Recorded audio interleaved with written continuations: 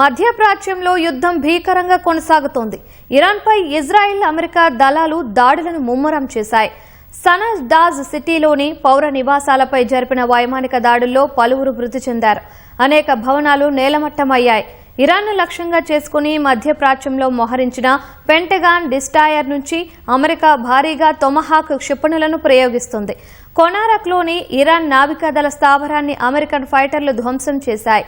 అక్కడ 3 భారీ నౌకలు ధ్వంసమయ్యాయి.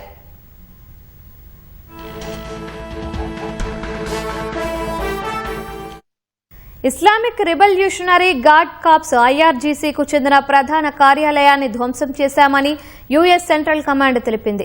గత 47 ఏళ్లలో ఐఆర్జీసీ దళాలు 1000 మందికి పైగా అమెరికన్లను హతమార్చాయని సామాజిక మాధ్యమం ఎక్స్లో పోస్టు చేసింది. పాము తలను నరికామని రాసుకొచ్చింది. ఇప్పుడు ఐఆర్జీసీకి ప్రధాన కార్యాలయం లేదని వెల్లడించింది.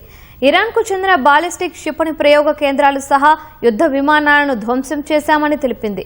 అందుకు సంబంధించిన వీడియోలను ఎక్స్లో అప్లోడ్ చేసింది.